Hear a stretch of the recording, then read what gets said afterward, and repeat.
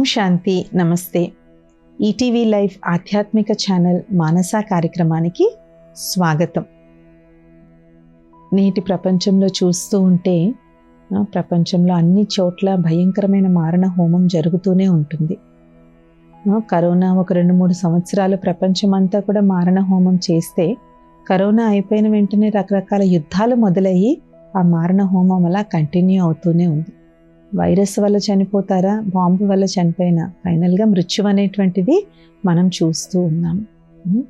కాబట్టి ఇన్ని యుద్ధాలు, ఇంత మారణ హోమం, ఇవాళ యుద్ధం వల్ల ప్రభావితం కానటువంటి వాళ్ళు ఎవరూ లేరు. చిన్నపిల్లలు, స్కూల్కి వెళ్ళే పిల్లల దగ్గర నుంచి రకరకాల వృత్తుల్లో ఉన్న వాళ్ళైతే ఏంటి, ఇంట్లో ఉండే వాళ్ళైతే ఏంటి, ప్రతి ఒక్కరూ కూడా యుద్ధాల వల్ల ఎంతో ప్రభావితం అనేటువంటిది అవుతూ ఉన్నారు. అయితే యుద్ధము అనేటువంటిది ఏంటి? పరస్పర భేదాభిప్రాయం. ఈ పరస్పర భేదాభిప్రాయాలు రకరకాల విషయాల వల్ల, రకరకాల కారణాల వల్ల వస్తూ ఉంటాయి. ఎంతెంత ఈ పరస్పర భేదాభిప్రాయాలు పెరిగితే, ఇప్పుడు చూడండి, ఇంట్లో సిబ్లింగ్స్ కూడా, అంటే తోబుట్టువులు కూడా కొట్టుకుంటారు. ఏదో అది తీసేసుకున్నాడు, ఇది తీసేసుకున్నాడు, లేదంటే మమ్మీ వాళ్ళకి మంచిది ఇచ్చింది, నాకు మంచిది ఇవ్వలేదని, ఇలా ఏదో కారణాలతో ఇంట్లో తోబుట్టువులు కూడా కొట్టుకుంటారు. కానీ ఆ గొడవ తల్లి వచ్చి ఒక్కసారి గట్టిగా చూసింది అంటే ఆ గొడవ ఆగిపోతుంది. అలాగే పక్క ఇళ్లలో వాళ్ళు కూడా కొట్టుకుంటారు. ల్యాండ్ కోసమనో, లేదంటే పార్కింగ్ కోసమనో, వాటర్ కోసమనో, ఏదో నాయిస్ అయ్యిందనో, గొడవ అయ్యిందనో ఏదో కొట్టుకుంటూ ఉంటారు. అది కూడా వాళ్ళల్లో వాళ్ళు మేనేజ్ చేసుకుంటారు. వాళ్ళు మేనేజ్ చేసుకోలేకపోతే మూడో వాళ్ళు, కొంచెం పెద్దవాళ్ళే వచ్చి సర్ది చెప్తే ఆ గొడవ కూడా సమస్య పోతాయి. అలాగే రాష్ట్రాల మధ్య గొడవలు జరుగుతూ ఉంటాయి. రాష్ట్రాల మధ్య గొడవలు జరిగినప్పుడు కేంద్ర ప్రభుత్వం కానీ, కోర్టుల వాళ్ళు కానీ వచ్చి దాన్ని సాల్వ్ చేసి 2 రాష్ట్రాల ప్రజలకి ఇబ్బంది లేకుండా చేస్తూ ఉంటారు. కానీ ఇప్పుడు ఏవైతే మనం యుద్ధాలు అనేటువంటివి చూస్తూ ఉన్నామో, ఇది మొదలవుతున్నాయి కానీ వాటి అంతం అనేటువంటిది మనకి తెలియటం లేదు. 1 సంవత్సరం, 2 సంవత్సరం, 3 సంవత్సరాలు అయిపోతూనే ఉన్నాయి. కానీ ఎప్పటికి అంతమవుతాయో కూడా మనకి తెలియటం లేదు. కాబట్టి ఇలాగ ఇంత వైరుధ్యమైనటువంటి భేదాభిప్రాయాలు దేనివల్ల అయితే సామాన్య జీవితం కూడా చాలా చాలా ఎఫెక్ట్ అవుతుంది. సామాన్యుల యొక్క డైలీ లైఫ్ కూడా చాలా ఎఫెక్ట్ అవుతుంది కదా. మరి ఇలాంటి యుద్ధాలు ఏవైతే ఉన్నాయో వీటి యొక్క మూల కారణాలు ఏంటి? మూల కారణాలు ఆధ్యాత్మిక పరంగా అర్థం చేసుకుందాం. సామాజికంగా, రాజకీయంగా కాదు, సోషియో పొలిటికల్గా కాదు, స్పిరిచువల్గా వీటికి ఎక్స్ప్లెనేషన్ ఏంటి, ఆధ్యాత్మికంగా వీటికి ఉన్నటువంటి ఆన్సర్ ఏంటి, లేదంటే వీటికి ఉన్నటువంటి మూల కారణం ఏంటి అనేది మనం అర్థం చేసుకుందాం. మనం ఇందాక అనుకున్నాము, యుద్ధము అంటే గొడవ అనేది ఎక్కడ జరుగుతుంది? ఇద్దరు వ్యక్తుల మధ్య భేదాభిప్రాయాలు అనేటువంటివి ఉన్నప్పుడు. కానీ యుద్ధాలు ఏవైతే ఉన్నాయో వీటికి కారణం ఏమవుతుంది అంటే, ఎంతెంతైతే లోతుగా వేరు అనేటువంటి భావన ఉంటుందో, ఎంతెంతైతే మనం వేరుగా చూస్తూ ఉంటామో, ఒకళ్ళు ఎక్కువ ఒకళ్ళు తక్కువ అని పోల్చుకొని చూస్తూ ఉంటామో, అక్కడ ఇలాంటి యుద్ధాలు అనేటువంటివి జరగడానికి ఎక్కువ అవకాశం అనేటువంటిది ఉంటుంది. దీన్నే మనం ఆధ్యాత్మికంగా అంటాము దేహ అభిమానము. అభిమానం అంటే ఏంటో అందరికీ తెలుసు. అభిమానము అంటే ఏంటి? కించిత్ నేను గొప్ప అన్న ఒక చిన్న ఫీలింగ్. చాలా అభిమానవతులు అంటారు. ఈ అభిమానం అనేటువంటిది సెల్ఫ్ రెస్పెక్ట్గా కూడా తీసుకోవచ్చు. స్వాభిమానం ఉండడం మంచిదే, సెల్ఫ్ రెస్పెక్ట్ తప్పకుండా ఉండాలి. కానీ స్వాభిమానం కాస్త దేహాభిమానం కింద మారిందనుకోండి, అంటే దేహాభిమానము అంటే బాడీ కాన్షియస్నెస్, అంటే నేను ఎక్కువ నువ్వు తక్కువ అనేటువంటి భావనలోకి వచ్చినప్పుడు ఇలాంటి సమస్యలు వస్తూ ఉంటాయి. కాబట్టి దేహాభిమానం అనేటువంటిది బేసిక్ లెవెల్లో ఉండేటువంటి అభిమానం ఏముంటుంది? నేను స్త్రీ, నేను పురుషుణ్ణి, లేదంటే నేను పలానా దేశం వాళ్ళము, మేము పలానా దేశం వాళ్ళము, లేదంటే జాతి, మతం, కులం, ధర్మం, కొంతమందికి రంగు, తెల్లగా ఉంటారు, నల్లగా ఉంటారు, చామంచాయిగా ఉంటారు, అలాగే హైట్, పొట్టివాళ్ళు, పొడుగు వాళ్ళు, లావు, సన్నం, ఇలాగా దేహానికి సంబంధించినటువంటి విషయాల ఆధారంగా అభిమానం రావడాన్ని దేహాభిమానము అని అంటారు. ఇవన్నీ దేహానికి ఉన్నటువంటి కొన్ని ప్రాపర్టీస్. ఇప్పుడు చూడండి, ఈ ప్రకృతిలో ప్రతిదానికి కొన్ని గుణాలు ఉంటాయి. అలాగే ఇవి దేహానికి ఉన్నటువంటి గుణాలు. మనం ఏ పరివారంలో జన్మ తీసుకుంటే ఆ పరివారం యొక్క ధర్మం ఆ దేహానికి వస్తుంది. మనం ఏ దేశంలో పుడితే ఆ దేశం మనదవుతుంది. ఏ జాతిలో పుడితే ఆ జాతి మనదవుతుంది. మనం ఏ భాష మాట్లాడితే అది మన మాతృభాష అవుతుంది. కానీ ఇవన్నీ కూడా మనకి ఎప్పుడు ఆపాదించబడతాయి? ఆత్మ ఎప్పుడైతే ఒక దేహంలో తల్లి గర్భంలోకి ప్రవేశించి దేహాన్ని ధరిస్తుందో అప్పుడే ఇవన్నీ కూడా ఆపాదించబడతాయి. కానీ ఒక్కసారిగా అది వదిలేసి వెళ్ళిపోతే, ఒక్కసారిగా ఆత్మ దేహాన్ని వదిలి వెళ్ళిపోయి ఇంకో దేహంలోకి వెళ్ళగానే మళ్ళీ అన్నీ మారిపోతాయి. చూడండి, కొంతమంది పునర్జన్మల గురించి మేము కిందటి జన్మలో అక్కడ పుట్టాము, వాళ్ళ ఇంట్లో పుట్టాము, వాళ్ళు మా పేరెంట్స్ అని చెప్పినట్టుగా కూడా మనం చూస్తూ ఉంటాం. కొత్తలో నమ్మలేదు, కానీ ఆ పిల్లలు చెప్పిన దాన్ని బట్టి వెళ్ళి చూస్తే నిజంగా వాళ్ళు చెప్పినవన్నీ అక్కడ ఉన్నాయి. నేను పలానా వీధిలో నేను పుట్టాను, పలానా దగ్గర ఉన్నాను, పలానా వాళ్ళు మా పేరెంట్స్, నేను పలానా కాలేజ్లో చదువుకున్నాను, పలానా ఇన్సిడెంట్లు జరిగాయని చెప్తే సైంటిస్టులు, రీసెర్చ్ టీం వాళ్ళు అక్కడికి వెళ్తామని నిజంగానే జరిగాయి. ఎందుకంటే కొంతమందికి ఒక ఊహ వచ్చిన తర్వాత కూడా గుర్తుంటుంది, కానీ మోస్ట్లీ పూర్తి ఊహ వచ్చేసరికి కిందటి జన్మ విషయాలని మర్చిపోతాం మనం. కానీ ఇన్ ఎక్స్ట్రాడినరీ కేసెస్ కొంతమందికి 7 ఏళ్ళు 8 ఏళ్ళు మ్యాక్సిమం 10 ఏళ్ళ వరకు కూడా కొంతమందికి గుర్తుంటే ఇంకా తర్వాత మర్చిపోతారు. సో దీన్ని బట్టి మనకు అర్థమవుతుంది ఏంటంటే, ఈ 70 నుంచి 100 సంవత్సరాలు ఈ జీవిత వ్యవధికే ఈ ప్రాపర్టీస్ అన్నీ కూడా మ్యాటర్ అవుతాయి. తర్వాత మళ్ళీ కంప్లీట్గా న్యూ సెట్ ఆఫ్ ప్రాపర్టీస్, అంటే న్యూ సెట్ ఆఫ్ గుణాలు అనేటువంటివి వస్తాయి. కానీ ఈ మధ్యకాలంలో మనకి ఏవైతే లభించాయో వీటి యొక్క అభిమానం ఎప్పుడైతే మనకు వస్తుందో, అంటే అవాస్తవమైనటువంటివి కావు, ఏవో అసత్యమైనటువంటివి కావు, సత్యమైనటువంటివే, కరెక్టే, కానీ దాని యొక్క అభిమానం ఎప్పుడైతే వస్తుందో, అభిమానం వచ్చినా కూడా పర్వాలేదు, కానీ అభిమానం ఎప్పుడైతే దేహ అహంకారం కింద మారుతుందో, అహంకారం వచ్చినప్పుడు ఏం చేస్తాం? ఎవరో ఒకరిని ఖచ్చితంగా తొక్కి పెట్టాలి, ఎవరో ఒకరిని ఖచ్చితంగా వంచాలి అనేటువంటి ఒక రకమైనటువంటి దాహం లోపల బయలుదేరుతుంది. అభిమానం ఉన్నప్పుడు ఏంటి, భలే లోపల కాలిపోతూ ఉంటాం, కానీ పైకి మాత్రం బాగానే ఉంటాం. కానీ అది అహంకార రూపంలోకి వెళ్ళిపోయినప్పుడు ఏమవుతుంది? ఎలాగోలాగా పక్క వాళ్ళ మీద వాళ్ళ యొక్క అహంకారం యొక్క దర్పాన్ని, అహంకారం యొక్క వాళ్ళకు ఉన్నటువంటి ఆ లోపల ఏదైతే రగులుతూ ఉంటుందో దాన్ని ఖచ్చితంగా పక్క వాళ్ళ మీద అది రుద్దాలి. ఒక కుటుంబంలో కూడా రకరకాల సమస్యలు రావడానికి కారణం ఇదే ఉంటుంది. అలాగే ఒక దేశంలో రావాలన్నా, ప్రపంచంలో రావాలన్నా దానికి ముఖ్యమైనటువంటి కారణం ఈ దేహ అహంకారం. నేను గొప్ప, నేను చెప్పినట్టే అందరూ వినాలి. కొంతమంది దానికి యాక్సెప్ట్ చేసి తల ఒగ్గిపోతారు. యాక్సెప్ట్ చేయకపోతే అక్కడ యుద్ధం అనేటువంటిది మొదలవుతుంది. కాబట్టి ఎంతెంత వరకైతే ఈ దేహాభిమానం, దేహ అహంకారం అనేటువంటివి ఉంటాయో దానివల్ల ఏమవుతూ ఉంటుంది? ఈ పగలు, ప్రతీకారాలు, విధ్వంసాలు ఇవి కలుగుతూనే ఉంటాయి. కాబట్టి భగవంతుడు ఈ భూమి మీదకి అవతరించి ఇచ్చినటువంటి మొట్టమొదటి జ్ఞానం ఆత్మజ్ఞానం. శ్రీమద్ భగవద్గీత కూడా ఆరంభం అయిన దగ్గర నుంచి చెప్పినటువంటి జ్ఞానం ఆత్మజ్ఞానం. ఎందుకు ఈ ఆత్మజ్ఞానం ఇంత ముఖ్యమైనది అంటే, ఎవరికైతే ఈ ఆత్మజ్ఞానం అర్థమవుతుందో, ఆత్మజ్ఞానాన్ని జీవితంలో ఎవరైతే సారవంతం చేసుకుంటారో వాళ్ళకందరూ సమానంగా కనపడతారు. ఇది ఎంత తాత్కాలికమైనటువంటిది, ఇది ఎంత టెంపరరీ. దేని గురించి అయితే మనం ఇంత మారణ హోమం సృష్టిస్తున్నామో, ఇంత రక్తపాతం సృష్టిస్తున్నామో, దిస్ ఇస్ ఆల్ టెంపరరీ. ప్రపంచం ద్వాపరయుగం ఆరంభం నుంచి ఎన్నో యుద్ధాలు చేసుకుంటూనే ఉన్నారు, యుద్ధాలు జరుగుతూనే ఉన్నాయి. కానీ ఆ రాజుల పేర్లు మనకి తెలియవు, ఆ చక్రవర్తుల పేర్లు మనకి తెలియవు, ఏదో కొద్ది మంది మనకి తెలుసు. అలా కాలగర్భంలో ఎంతోమంది కలిసిపోయారు. అదే విధంగా ఇప్పుడు ఏదైతే మనం చూస్తూ ఉన్నామో ఇది కూడా ఏదో ఒక రోజు అంతమైపోయేది.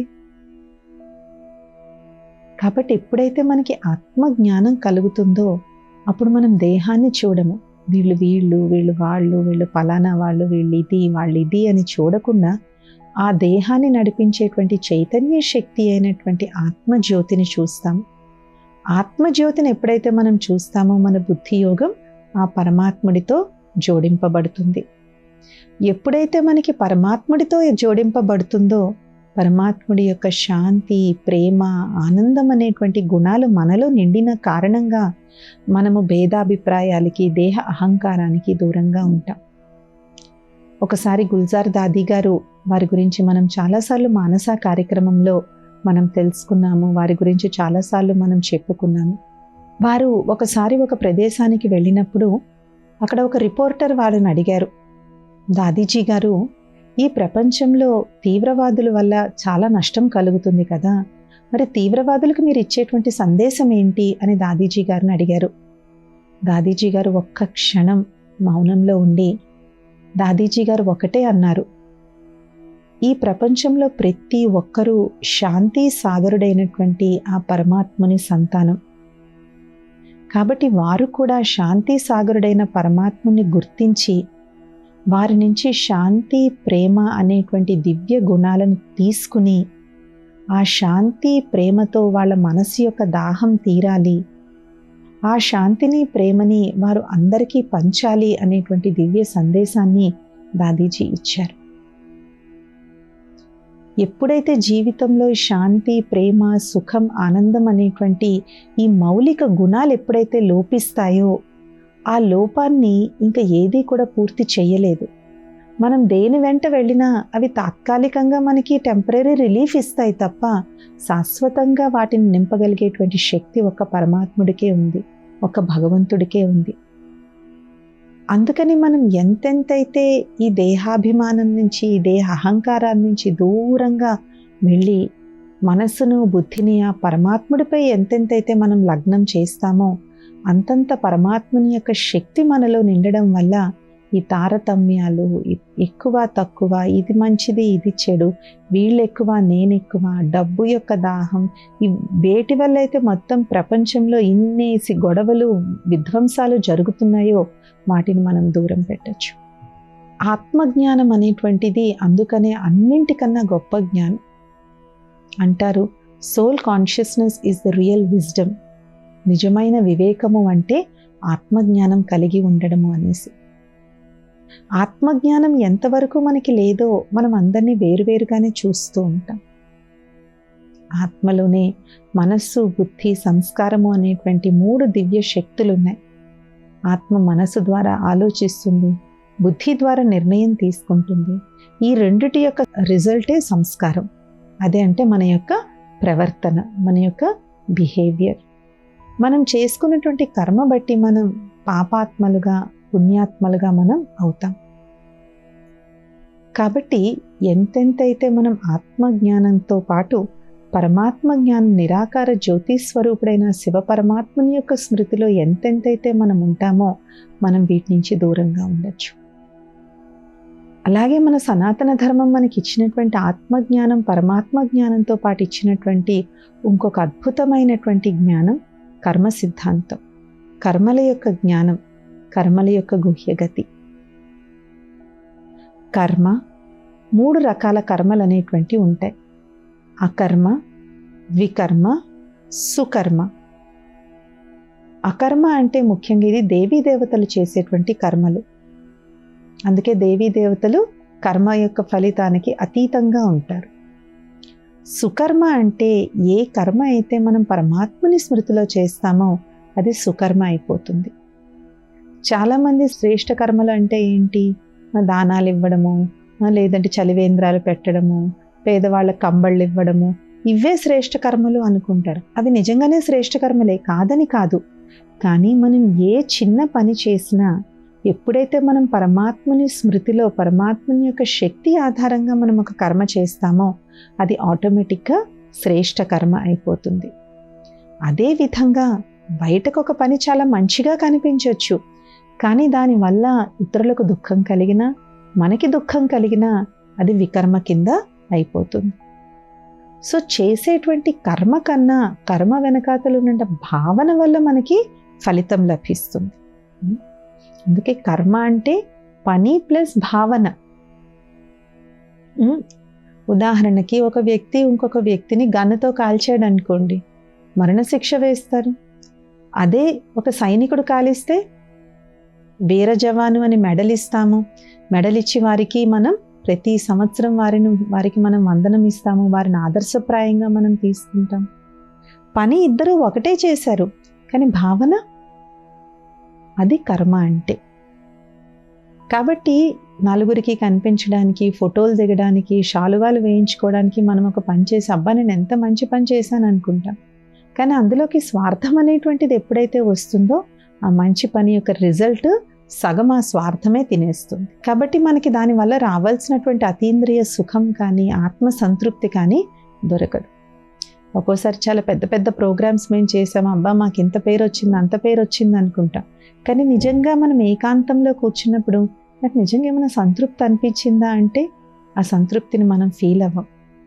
ఎందుకు ఆ సంతృప్తిని మనం ఫీల్ అవ్వము అంటే ఆ పని అయితే చాలా బాగా జరిగింది, చాలా ఫోటోలు వచ్చి అందరూ వావా అన్నారు, కానీ దాంట్లో స్వార్థం ఉంది. స్వార్థం ఉన్న కారణంగా పైకి చాలా బాగున్నా లోపల కలగవలసినటువంటి ఆత్మక ఆనందం కానీ సంతోషం కానీ సుఖం కానీ మనకి కలగదు. కాబట్టి అప్పుడు అది అంత శ్రేష్ఠ కర్మ అనేటువంటిది కాదు. అలాగే వికర్మలు ఎంత చిన్నగా అయినా మనకి మనం దుఃఖం ఇచ్చుకున్నా ఇతరులకు దుఃఖం ఇచ్చినా భలే మనం ఎంత ఇదైనా కూడా దానివల్ల మనకి ఏం కలుగుతుంది, అది కూడా వికర్మనే అయిపోతుంది. కాబట్టి భావన ఆధారంగా కర్మ అనేటువంటిది వస్తుంది. కొంతమంది అంటారు మేము ఇది చేయడం వల్ల శాంతి అనేటువంటిది వస్తుంది అనేసి. కానీ శాంతి వస్తుందా లేదంటే మన యొక్క అహంకారాన్ని మనం శాంతింప చేసుకుంటున్నామా అనేటువంటిది చాలా చాలా ముఖ్యం. కాబట్టి ఎంతవరకైతే ఆత్మజ్ఞానం, పరమాత్మ జ్ఞానం, కర్మల గుహ్యగతి యొక్క జ్ఞానం ఎప్పటి వరకైతే అర్థమయ్యి దాని జీవితంలో సాధన అనేటువంటిది మనం చేయమో అప్పటి వరకు ఏమవుతుంది, భలే ఎన్నో పరిష్కారాలు వస్తూ ఉంటాయి, ఎంతో శాంతి ఒప్పందాలు అవుతూ ఉంటాయి. కానీ ఆ శాంతి ఒప్పందం మళ్ళీ ఎవరో ఒకరు దాన్ని బ్రేక్ చేస్తూ ఉంటారు, మళ్ళీ ఇంకో కొత్త దగ్గర ఇంకోటి కల్పిస్తూ ఉంటుంది. అందుకనే ఆధ్యాత్మిక మార్గంలో చెప్పేటువంటి ఆత్మ, పరమాత్మ, కర్మల గుహ్యగతి, అలాగే ఈ సృష్టి చక్రం అనాదిగా తిరుగుతూనే ఉంటుంది. సుఖం దుఃఖం సుఖం దుఃఖం సుఖం దుఃఖం వస్తూనే ఉంటాయి. కాబట్టి దీని నుంచి ఈ సృష్టి చక్రంలో ఆత్మ సత్య త్రేత ద్వాపర కలియుగ సంగమ యుగాల్లో ఈ 5 యుగాల్లో ఇలాగ ఆత్మ తిరుగుతూనే ఉంటుంది. ఇలాంటి ఉన్నతమైనటువంటి ఆధ్యాత్మిక జ్ఞానం ఎప్పుడైతే మనకి లభిస్తుందో అప్పుడు మనకి అహంకారం అనేటువంటిది వేరే వాళ్ళది దోచుకోవాలని కానీ, వేరే వాళ్ళకి మనం ఇది ఇవ్వాలి, దుఃఖం ఇవ్వాలి అని కానీ, లేదంటే వేరే వాళ్ళ మీద మనం పెత్తనం చెలాయించాలి, మన దర్పం చూపెట్టాలి, వాళ్ళని అణిచిపెట్టి ఉంచాలి అనేటువంటి ఇది మనకి తగ్గుతుంది. కానీ ఇందులో కూడా ఒకటి ఏంటి అంటే తెలుసుకున్నంత మాత్రాన అది సరిపోదు. తెలుసుకోవడానికి చాలా ఆధ్యాత్మికవేత్తలు ఉన్నారు, ఎన్నో పుస్తకాలు గ్రంథాలని చదివి దాని సారాన్నంతా కూడా పీల్చేసినటువంటి వాళ్ళు చాలామంది ఉన్నారు. కానీ దాని జీవితంలో దాని యొక్క స్వరూపంగా అవ్వడం చాలా ముఖ్యం. అందుకే జ్ఞానవంతులు చాలామంది ఉంటారు, కానీ జ్ఞాన స్వరూపులుగా ఉండాలి. ఏదైతే మనం జ్ఞానం చెప్తున్నామో లేదో వింటున్నామో దాని స్వరూపంగా నేను ఎంతవరకు అయ్యాను అనేది మనం చెక్ చేసుకో. ఎందుకంటే మనం జ్ఞాన స్వరూపులుగా అవ్వనంత వరకు జ్ఞానం వల్ల లభించవలసిన శక్తి మనకి లభించదు. ఓ పక్క అంటూ ఉంటాం మన తప్పు ఇది తప్పు ఇది తప్పు అని లోపల నుంచి మన మనస్సాక్షి మనకు చెప్తూనే ఉంటుంది, కానీ అయినా మనం చేయలేకపోతాం. ఎందుకు చేయలేకపోతాము? మనకి జ్ఞానం అయితే ఉంది కానీ జ్ఞాన స్వరూపంగా అవ్వలేదు. కాబట్టి జ్ఞాన స్వరూపంగా అయినప్పుడు ఆటోమేటిక్గా మనం ఏదైతే చెయ్యాలో అదే చేస్తామో, ఏది చెయ్యకూడదో దాన్ని ఎవరు ఎంత ప్రలోభ పెట్టినా మనం ఆ పనిని మనం చెయ్యము. కాబట్టి ఆధ్యాత్మిక జ్ఞానం అనేటువంటిది ఈనాటి ప్రపంచంలోని అనేక సమస్యలకి ఇది పరిష్కారం. యుద్ధాలే కాదు, పర్యావరణ మార్పులు కూడా మనల్ని ఎంత ప్రభావితం చేస్తున్నాయి. వర్షాలు పడితే ఇంకా ఊర్లే కొట్టుకుపోతూ ఉన్నాయి. ఇలా ఎండలు వస్తే అసలు కనీసం కిటికీ తలుపు కూడా తీయలేనంత ఎండ వస్తుంది. చలి వస్తే ఎముకలు కూడా కొరికేస్తుందా అన్నలాంటి చలి వస్తుంది. అలాగే మంచు పర్వతాలు కరిగిపోతూ ఉన్నాయి, సముద్ర మట్టం పెరుగుతూ ఉంది. కాబట్టి మనిషి ఒకరినొకరు ఇది చేయకపోయినా మనుషుల మధ్య జరిగే యుద్ధాలన్నా మనం ఆపచ్చు, కానీ ప్రకృతి చేసేటువంటి తాండవాన్ని మనం ఏ విధంగా ఆపుతాము? మనల్ని మనం రక్షించుకోగలము. కానీ దానికి కూడా కారణం ఏంటి? మనిషిలో ఉన్నటువంటి లోభం, మనిషిలో ఉన్నటువంటి ఈ యొక్క వస్తు వైభవాల పట్ల ఉన్నటువంటి దాహం ఏదైతే ఉందో, దీనివల్ల మనం ప్రకృతిని కూడా మనం దూషితం చేస్తూ ఉన్నాం. కావాల్సిన డెవలప్మెంట్ కంపల్సరీగా అవ్వాలి, కానీ ఆ డెవలప్మెంట్ మించి అది గ్రీడ్ అంటే లోభంలోకి ఎప్పుడైతే మారిపోతుందో అప్పుడు ఏమవుతుంది? ప్రకృతి కూడా మన పైన తాండవం చేస్తూ. మనం సునామీలు చూస్తుంటాం, భూకంపాలు చూస్తుంటాం, వరదలు చూస్తూ ఉంటాం. ఎందుకు వస్తుంది? సముద్రం ఉండాల్సిన చోట సముద్రం కట్టకుండా ఉంచకుండా మనం దాని మీద పెద్ద పెద్ద భవనాలు నిర్మిస్తే ఏదో ఒక రోజు సముద్రం పొంగుతుంది. కాబట్టి దీనికి కూడా కారణం మనిషిలో ఉన్నటువంటి లోభం. ఇప్పుడు వాతావరణ కాలుష్యం ఎంత పెరిగిపోయింది మనమే చూస్తూ ఉంటాం. కొన్ని నగరాల్లో వాయువు పీల్చడానికి పనికిరాదు అని చెప్పేసి వైద్యులే చెప్తూ ఉన్నారు. కాబట్టి అక్కడ చిన్న చిన్న పిల్లలు, నెలల పిల్లలు కూడా ముక్కుకు మాస్కులు వేసి బయటికి తీసుకెళ్తూ ఉంటారు. సో వాళ్ళు చిన్నప్పటి నుంచి పీల్చిందే కాలుష్యంతో నిండినటువంటి గాలి పీలిస్తే మరి పిల్లలకి జబ్బులు రావా? ఒకప్పుడు చూడండి, పిల్లలకి ఎప్పుడో ఒకసారి జలుబు దగ్గు వచ్చేవి, కానీ ఇప్పుడు ఎప్పుడు క్లాసు హాఫే వస్తారంట క్లాస్కి, మిగిలిన సగంకి ఏమైందంటే బాలేదు, ఒంట్లో బాలేదు. కాబట్టి ఈ విధంగా మనిషిలో ఉన్నటువంటి లోభం అనేటువంటి ఈ దుర్గుణం ఏదైతే ఉందో, దీనివల్ల మనం ఇప్పుడు ఎన్నో రకాల అనారోగ్యాలు, అలాగే తెలుసు తినకూడదని తెలుసు అయినా మనం తినేస్తూ ఉంటాము, అయినా మనకి నోటి మీద కంట్రోల్ ఉండదు. పెద్ద పెద్ద యుద్ధాలని మనం ఏమీ చేయలేకపోవచ్చు, కానీ అట్లీస్ట్ ఇలాగ మనకి మనం హాని చేసుకోకుండా అయినా సరే మనం ఆధ్యాత్మిక సిద్ధాంతాల వల్ల మనల్ని మనం కాపాడుకోవచ్చు. కాబట్టి ఇప్పుడు మొత్తం ప్రపంచం అంతా కూడా ఆత్మజ్ఞానం తెలుసుకోవాలి, పరమాత్మ జ్ఞానం తెలుసుకోవాలి, కర్మల గుహ్యగత అనేటువంటిది తెలుసుకుని అసలు మేము ఎటుపక్కకి వెళ్తున్నాము, ఎవరిని మనం నాశనం చేస్తున్నాము, ఎవరిని మనం విధ్వంసం చేస్తున్నాము అనేటువంటి కనువిప్పు మనకి ఆధ్యాత్మిక జ్ఞానం వల్ల కలుగుతుంది. అందుకే మనం ఎంతో ప్రసిద్ధి చెందినటువంటి మంత్రం మనం చదువుతూ ఉంటాం. అసతోమా సద్గమయ, తమసోమా జ్యోతిర్గమయ, మృత్యోర్మా అమృతం గమయ. ఏంటి ఆ అంధకారం? స్థూల అంధకారం కాదు, దేహ అహంకారం అనేటువంటిది ఎప్పుడైతే ఎక్కువైపోతుందో అది మనిషి కళ్ళని కప్పేస్తుంది. అలాంటి కళ్ళు కప్పేసినప్పుడు అదే నిజమైనటువంటి అంధకారం. మాకు సద్గతి వైపు, మాకు వెలుగు వైపుకు తీసుకెళ్ళు అంటే నిజమైనటువంటి వెలుగు ఆధ్యాత్మిక వివేకం, ఆధ్యాత్మిక జ్ఞానం.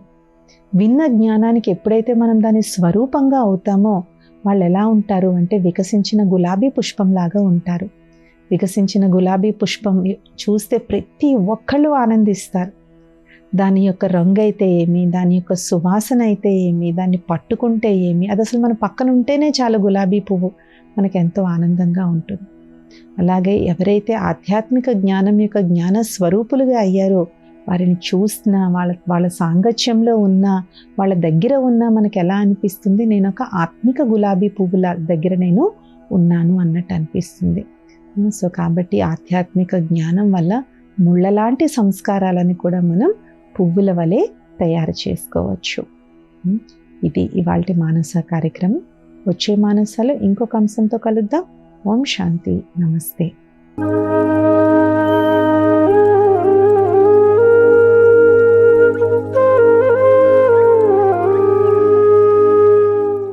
ఈ కార్యక్రమాన్ని తిరిగి చూడాలనుకుంటే www.youtube.com/@ETV Life Spiritual లో చూడవచ్చు.